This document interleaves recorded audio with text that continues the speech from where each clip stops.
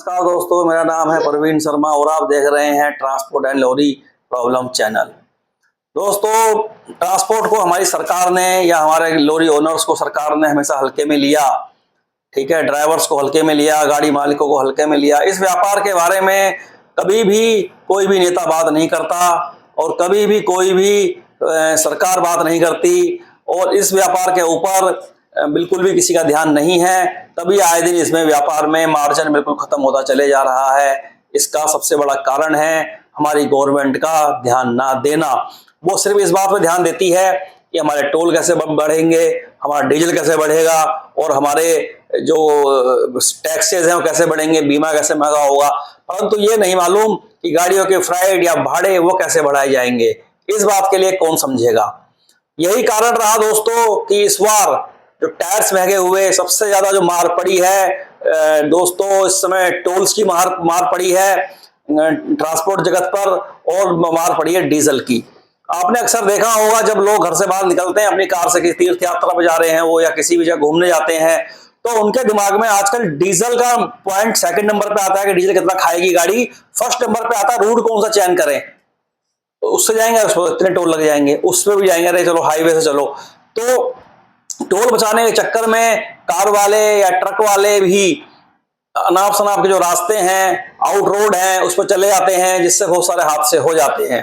कई बार बड़ी बड़ी ऊंची गाड़ियां टोल बचाने के चक्कर में साइड रोड से जाती हैं या बिजली के तार नीचे होते हैं या जगह नहीं होती है, फंस जाती हैं। तो मेरा कहने का मतलब यह है, अपने सब ड्राइवरों से भी है और लॉरी ओनरों से भी है, इस तरीके की जगहों से गाड़ियां ना निकालें। और सरकार से मेरा निवेदन है, ऐसी घटनाओं को बचाने का सिर्फ एक तरीका है, आप टोल की कीमतें कम कर दें। जो टोल लग चुके हैं वो लगा रहने दें, मैं ये नहीं कह रहा हूं हटा दें, परंतु उनकी जो कीमत है टोल की, जो टोल 250 का है उसको 125 का कर दें, जो 500 का 250 का कर दें, 1000 रुपए का जो टोल है 500 कर दें। उस टोल को जब आप आधा कर दोगे, कम कर दोगे, तो कोई भी कार वाला, कोई भी बड़े व्हीकल वाला टोल बचाने की कोशिश नहीं करेगा। लेकिन अगर ये टोल ऐसे ही बढ़ते रहे तो वो दिन दूर नहीं जिस दिन टोलों को लेकर के बहुत बड़ी क्रांति होगी देश के अंदर। आजकल जब भी कोई बाहर जाता है तो वो डीजल से ज्यादा चिंता टोलों की करता है कि टोल कितने लगेंगे हमारे आने जाने में। तो जितने का डीजल लगता है उतने के टोल लग जाते हैं लगभग, बड़ी है। तो आदमी बताओ क्या करेगा, कहां से लाएगा इतना पैसा। डीजल तो समझ में आता है, जो गाड़ी खाएगी ठीक है, लेकिन टोल हर 20 किलोमीटर पे 30 किलोमीटर पर टोल। पहले तो इनकी किलोमीटर संख्या तय करें कि 70 80 90 किलोमीटर से पहले कोई टोल नहीं होगा। कम से कम 100 किलोमीटर की इसकी प्रक्रिया होनी चाहिए, 100 किलोमीटर से पहले कोई टोल नहीं होगा। और अगर बीच से वो रास्ते आके जो रोड में जुड़ते हैं तो आप उसके लिए सिस्टम कर सकते हैं, एक टोल लगा दें, पीछे पर्ची काट के आके दिखा दो, निकल जाए। ऐसा कई जगह पर है भी, मगर 100 किलोमीटर से पहले टोल का होना बिल्कुल ठीक नहीं है। और जो टोल के रेट है उनको कम से कम 40% कम होने की जरूरत है। ये दो काम होने हैं, एक तो जो टोल का किलोमीटर है, 50 किलोमीटर 40 किलोमीटर 30 किलोमीटर पड़ जाते हैं, उनको करना है 100 किलोमीटर पे। 100 किलोमीटर पहले कोई टोल नहीं होना चाहिए। 100 किलोमीटर ज्यादा लंबी दूरी नहीं होती है, हाईवे पे गाड़ी चले जा रही है तो 100 किलोमीटर चले दो कम से कम। उसके बाद टोलों की संख्या कम करनी है। सरकार ये बात पर ध्यान दे ले, क्योंकि एक आम आदमी की ये जुबान है, ये आम आदमी की एक बात है जो आम आदमी आपसे कहना चाह रहा है। क्योंकि मैं एक ट्रांसपोर्टर्स भी हूं, एक गाड़ी ओनर्स भी हूं और मैं इस काम में काफी समय से हूं, तो मुझे इसकी एक एक बारी की पता है। और मैं एक बात और देना चाहता हूं गवर्नमेंट को, आज हमारी बीजेपी सरकार, खासकर जितने भी बीजेपी सरकार बड़े नेता हैं, चाहे वो नितिन गडकरी हो जो हमारे परिवहन मंत्री हैं, वो भी उल्टे सीधे फैसले लेते रहते हैं। उनको भी कोई वो नहीं है, जहां दिमाग में आया जो भी नियम आया वो लागू कर देते हैं। नितिन गडकरी जी से मेरा एक कहना है, सिर्फ वो 2-3 ट्रक ले लें और एक आम आदमी की तरफ से, अपनी पावर के हिसाब से नहीं, एक आम आदमी के हिसाब से उन ट्रकों को चला के देख लें, उनको पता लग जाएगा कि इस काम में कितनी परेशानियां हैं, कितनी दिक्कतें हैं। क्योंकि गाड़ी जिसके पास नहीं होती है, जो ट्रांसपोर्टर नहीं होता है, उसको इन बातों की नॉलेज नहीं होती है। जुबान चलाना, अपनी पावर से कलम को चला देना, ये एक अलग बात होती है, और प्रैक्टिकल में जो व्यक्ति से झेल रहा है वो एक अलग बात होती है। आज की डेट में मैंने ये देखा है, जो बड़े बड़े ट्रांसपोर्टर्स थे, बड़ी बड़ी कंपनियां थी जिनकी पेमेंट राइट टाइम थी, वो लोग भी समय से पेमेंट बहुत सारी कंपनियां नहीं कर पा रही हैं। तो मेरा कहना यह है, सरकार ने बहुत हल्के में लिया लॉरी ओनर्स को, बहुत हल्के में लिया ड्राइवर्स को। मैं बता देना चाहता हूं आपको, देश के अंदर कम से कम लाखों की संख्या में ड्राइवर है, अनगिनत संख्या में ड्राइवर है, लाखों की संख्या में ड्राइवर है, और लाखों की संख्या में गाड़ियां भी हैं। इसका डाटा कोई मेरा पक्का नहीं है, कितनी है ये निकालना कोई बहुत बड़ी बात नहीं है, ना सरकार के लिए ना हमारे लिए। लेकिन जितनी भी हैं, जितने भी ड्राइवर हैं वो अच्छे खासे हैं। उनके परिवार को, लोगों को जोड़ोगे, अगर आप उनके रिश्तेदारों को जोड़ोगे तो करोड़ों की संख्या में ड्राइवर्स और ड्राइवर्स के परिवार और लोरी और उनके परिवार बैठ जाएंगे। इस बात को आप समझें, ट्रांसपोर्टर्स के परिवार बैठ जाएंगे, करोड़ों की संख्या बैठ जाएंगे। और पूरा ट्रांसपोर्ट जगत सरकार से नाराज था। दो ट्रांसपोर्टर गाड़ी मालिक इससे नाराज थे, नई गाड़ियों की कीमतें बहुत बढ़ गई, टोल बहुत बढ़ गए, डीजल बहुत महंगा हो गया। इस चक्कर में गाड़ी ओनर्स पैसा नहीं कमा पाए। तो गाड़ी ओनर्स का सीधी सीधा परिवार भी नाराज है जब इनकम कम हो गई तो, ठीक है। अब बचे ड्राइवर। ड्राइवरों को ऊपर भी कहीं ना कहीं इसका प्रेशर रहा गाड़ी मालिकों का कि भाई अब इतना पैसा नहीं दे पाएंगे, क्योंकि गाड़ी मालिक की गलती नहीं है, खर्चा इतना है वो कहां से देगा। जो सबसे बड़ी इसमें अहम भूमिका रही वो हमारी अमित शाह जी की रही, नरेंद्र मोदी जी की रही। इन लोगों ने हिट एंड रन का जो कानून था उसको इन्होंने स्टार्ट करा, और जब देश के अंदर चक्का जाम हो गया, ड्राइवरों ने हड़ताल कर दी, चाहे वो रोडवेज के ड्राइवर थे, चाहे वो एम्बुलेंस के ड्राइवर थे, चाहे वो जो भी ज्यादा कॉमर्शियल व्हीकल्स चलाने वाले ड्राइवर उसमें शामिल थे, रोडवेज के ड्राइवर शामिल थे। हालांकि वो कानून सबके लिए था, कोई पर्सनल कार से भी जा रहा है उससे भी कोई ऐसा केस हो गया तो उसके ऊपर भी वही कानून लागू होता। लेकिन ज्यादातर ऐसे केस होने के कांड ड्राइवरों से ही हो सकते थे, क्योंकि गाड़ियां ज्यादातर ड्राइवर चलाते हैं। अगर हम अपनी 1 लाख गाड़ी चलाएंगे, कार अपनी, तो चलाने 5-6 साल लग जाएंगे हमको। लेकिन ड्राइवर का क्या है, वो तो 1 लाख किलोमीटर गाड़ी 6 महीने में, 1 साल में भी चला देता है। तो ज्यादा रिस्क ड्राइवर को था, चाहे वो रोडवेज का ड्राइवर था, चाहे एम्बुलेंस का था, चाहे भले ही वो ट्रक का ड्राइवर था, क्योंकि सामने वाले की गलती का फल या परिणाम वो ड्राइवर क्यों झेलेगा। क्योंकि ऐसा तो है नहीं कि कोई कार वाला या बाइक वाला या कोई पैदल चलने वाला अचानक गाड़ी के आगे आ गया तो ड्राइवर का दोष उसमें है नहीं। तो उस दोष के लिए सरकार ने हिट एंड रन का कानून बनाया और ये बोला कि जिसकी गाड़ी से कोई एक्सीडेंट होगा उसके लिए ये रहेगा, उसको मतलब इस तरीके के जुर्माने लगेंगे और इस तरीके की सजा होगी। यानी कि इस केस को इन्होंने एक क्रिमिनल की तरह बना डाला बिल्कुल। तो ड्राइवर अपने घर बैठ गए और गाड़ी चलना बंद हो गई। फिर सरकार ने हालांकि कानून वापस लिया।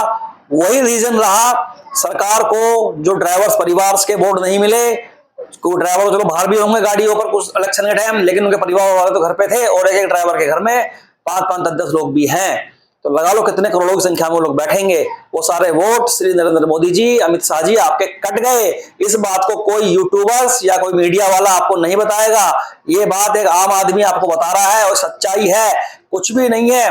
तो कम से कम 2-4 करोड़ वोट आपके कटे हैं इस कानून की हल्की सी अमित शाह जी के मुंह से निकलने में। क्योंकि जिस चीज की आपको नॉलेज नहीं है उस काम को आप क्यों लागू करने की कोशिश करते हो। कम से कम एक्सपर्ट्स को बुला के बात कर लो, 2-4 गाड़ी मालिकों को अच्छे हैं लेवल पर, उनको बुला के बात कर लो, पूछ लो कि क्या परिणाम आएगा। आपका एक्सपर्ट तो होंगे ना, है कि किस बात का क्या सिस्टम निकलेगा। अर्थशास्त्र वालों को बैठा लो, अर्थशास्त्री को बैठा लो, है।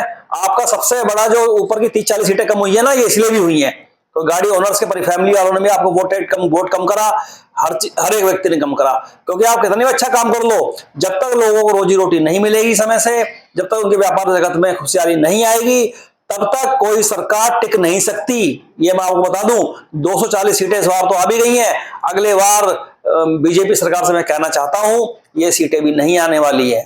या तो ये टोल और ये जो लोरियों की कीमत इतनी ज्यादा बढ़ गई है, इनको कंट्रोल में करें, और जो हिट एंड रन का जो कानून है वो जो आपने बीच में लगाया था, उसके लगते ही ड्राइवरों के दिल में डर बैठा हुआ था कि सरकार अगर दोबारा से आ गई तो इस कानून को लागू कर देगी। और अगर आपने कानून लागू करा तो आप ये समझ लें कि अगले बार बिल्कुल भी सरकार आने का कोई चांस नहीं है, और जो आपकी राज्यों में सरकार है वो भी चले जाएंगी। अब योगी जी को देख लो ना, उनका इतना बढ़िया काम था, इतने बड़े क्रिमिनल खत्म कर दिए है। और अखिलेश यादव जी, जिसको लोग कहते थे तो क्रिमिनल गुंडों को पालते हैं, ये करते हैं वो करते हैं, तो ऐसे व्यक्ति ने 43 सीटें निकाल दी। तो आप उन्हें कैसे कहो, पब्लिक ने उन्हें पसंद करा ना, चाहे कैसे भी है पसंद करा। इस बार कुल मिला के आप बीजेपी की जो है भले जीत हुई है, सीटें कितनी भी आई हैं, लेकिन मैं इसको हार मानूंगा। भले सरकार इनकी बन रही है, एनडीए की सरकार बन रही है, इनके साथ मिलकर के सरकार बन रही है, बीजेपी की बन रही है, परंतु ये जीत नहीं है, ये एक तरीके की हार ही है। क्योंकि जो व्यक्ति अपने बलबूते सरकार नहीं बना पाया, अपनी पूरी उतनी सीटें भी उनको नहीं मिली जितनी चाहिए थी। मोदी जी जैसे नेतृत्व वाले व्यक्ति को, कितनी बड़ी बात है जो 400 का नारा था कि पार करेंगे हम, तो वो नहीं हो पाई। ये सिर्फ करोड़ों की संख्या के वोट, करोड़ों की संख्या में वोट ड्राइवर्स के परिवार से, ड्राइवरों से कट गए आपके। सिर्फ हिट एंड रन वाले कानून को आपने लागू करा, बाद में लागू भी नहीं हुआ, वो वापस ही आपको लेना पड़ा। मगर उनके दिल और दिमाग में डर बैठ गया, कल कोई सरकार आएगी तो हमारे पैसे कानून थोप देगी, और हम गरीब आदमी होते हैं ड्राइवर, हम कहां से 10 लाख रुपए देंगे और कहां से क्या करेंगे। क्योंकि वो कानून जिस तरीके का था उसमें भले कितनी भी सच्चाई हो, अच्छाई हो, परंतु पुलिस उस कानून को एक हथियार की तरह इस्तेमाल करती, और उसमें जहां पर रिश्वत जाती थी 5,000 2,000, वो रिश्वत कई गुना बढ़ जाती, और आदमी गाड़ी उसको, जब ड्राइवर फंसता, दिक्कत में आता, तो कहीं ना कहीं गाड़ी मालिक की भी परेशानी बढ़ती। तो गाड़ी मालिक भी रुष्ट हो गए, क्योंकि गाड़ियां खड़ी हो गई। जब ड्राइवरों ने बीच में गाड़ी छोड़ दी, महीने महीने बाद ड्राइवर अपने घर चले गए, 20-25 दिन वो आए नहीं, हम लोग की गाड़ियां खड़ी रही, हमारी किस्तें हमारे सर पे चढ़ गई, और हमको किस्तें भरनी पड़ी बिना गाड़ी चले। एक तो गाड़ी चलती तो ही कोई कमाई नहीं होती है इतनी खास, और जब गाड़ी खड़ी होगी तो बिल्कुल जीरो हो गया मामला। टैक्स भी भरा हमने, सब कुछ भरा, तो कहीं ना कहीं लॉरी ओनर का बहुत नुकसान हुआ। अगर ये कानून पूरी तरीके से संचालन में आ जाता तो लॉरी ओनर बहुत मोटे घाटे में आ जाता, क्योंकि उसकी तो सब गाड़ियां खड़ी हो जाती, सरकार भले 2-4 महीने के बाद उसे वापस ले लेती। तो मेरा गवर्नमेंट से कहना है, कोई भी कानून आप लगाते हैं, चलाते हैं, जल्दबाजी में ना करें, आराम से फैसले ना करें, सोच समझ के फैसले करें। अब जो आपको अगर उस चीज की नॉलेज नहीं है तो उस क्षेत्र के एक्सपर्ट को बुला लें, उस क्षेत्र के कोई लॉरी ओनर्स जो हैं जिनके पास 5,000 10,000 गाड़ियां हैं बड़े बड़े, उनको बुला लें, उनसे बैठ कर राय ले लें। आप राय ले तो ऐसे लोगों से जिनके पास एक छोटा हाथी भी नहीं होता है, तो उनको क्या मालूम कि ट्रांसपोर्ट का क्या क्या सिस्टम है। बुलाओ, आप मुझे बुला के बैठा लो, बताओ, मैं बताऊंगा आपको कैसे कैसे क्या होना है, किस तरीके से क्या क्या कानून पास करना है, क्या क्या नहीं करना है। आप बुलाओगे उनको जो अध्यक्ष बने पड़े हैं, और उनके पास एक ट्रक भी नहीं है, सिर्फ पैसा कमाने के लिए अध्यक्ष बने पड़े हैं वो लोग। तो ऐसे लोगों को, या ऐसे जो यूट्यूबर्स हैं जिनके पास, जो ट्रांसपोर्ट की जगत के बारे में बातें करते हैं, परंतु उनके पास एक गाड़ी भी नहीं है, उन्हें ट्रक का टी नहीं आता, उनको नहीं पता कि क्या क्या गाड़ीबाजी में सिस्टम होता है, तो ऐसे आदमियों को फुल नॉलेज नहीं होती है। इसीलिए ऐसे लोगों से राय ना लें, राय उस व्यक्ति से लें जो प्रैक्टिकल कर रहा है। मैं ये नहीं कह रहा हूं कि हम 10-50 गाड़ी वाले मालिकों को बुलाएं। जो बड़ी बड़ी कंपनियां हैं, जो बड़े बड़े ट्रांसपोर्टर्स हैं, जिनके पास 2-4-5 गाड़ियां हैं, उनको बुला ले, ऑनलाइन बिडिंग करा ले, वो ऑनलाइन सिस्टम पे डलवा ले कि अभी कौन कौन ट्रांसपोर्टर्स क्या चाहता है। लेकिन आप पूछते नहीं हो, अपनी इच्छा से टोल बढ़ा देते हो, और अपने मन से डीजल बढ़ा देते हो, और ये भी उसके बाद जो भी कानून होता है उल्टा सीधा वो भी थोप देते हो गाड़ी वाले के ऊपर। तो इस मामले में बीजेपी सरकार ठीक नहीं है, मैं खुल के बोल रहा हूं। बीजेपी को वोट दिया है, बीजेपी को समर्थन भी करा है, लेकिन मैं यह खुल के बोल रहा हूं कि यहां पर बीजेपी सरकार हम ट्रांसपोर्टर्स के लिए ठीक नहीं है। सिर्फ नुकसान के अलावा हमारा कुछ नहीं हो रहा है इसमें, इस जगत में। और बाकी तो हर व्यापारी वर्ग परेशान है। मैं तो मार्केट में मिलता रहता हूँ, हम तो ट्रांसपोर्टर्स हैं, हर व्यापारी का माल धोते हैं, धोकर पहुंचाते हैं, तो हमारी तो बात व्यापारी से भी होती रहती है, वो भी रोते नजर आते हैं तो हमेशा कि भाई साहब क्या कर रहे हैं, बड़ी दिक्कत चल रही है, कर्जा हो गया है, बैंक का लोन बढ़ गया है, बैंक वाले परेशान कर रहे हैं, और उनकी ईएमआई नहीं जा पा रही है, मेरी कार की ईएमआई नहीं गई इस महीने, मेरा ये नहीं हुआ, दुकान के मैं भाड़ा नहीं भर पाया, और बैंक वालों ने नोटिस भेज दिया। ना तो बैंक वालों पर सरकार का कोई कंट्रोल है, ना इनका किसी इस तरीके का कंट्रोल है। नितिन गडकरी जी आते हैं, बस ये ऐसा कर दो, अब गाड़ियों में एसी लगा दो, कि वो कर दो। अरे गाड़ियों में तो एसी बाद में लग जाएंगे, पहले हमारे ड्राइवरों के लिए वो इज्जत दिलाओ, वो सम्मान दिलाओ रास्ते में। जो जो जो जिनकी साइकिल खरीदने की औकात नहीं है, वो गालियां बक देते हैं बिना गलती पे, ड्राइवर को पीट देते हैं पकड़ के वो लोग। ठीक है, उन पुलिस वालों को समझाओ, और रास्ते में आरटीओ को समझाओ, ठीक है ना। तो पहले ये चीज करो, उसके बाद सब कुछ करोगे, ठीक है, सही है। नमस्कार दोस्तों, इस चैनल को लाइक और सब्सक्राइब कर दे। बहुत बहुत धन्यवाद आपका।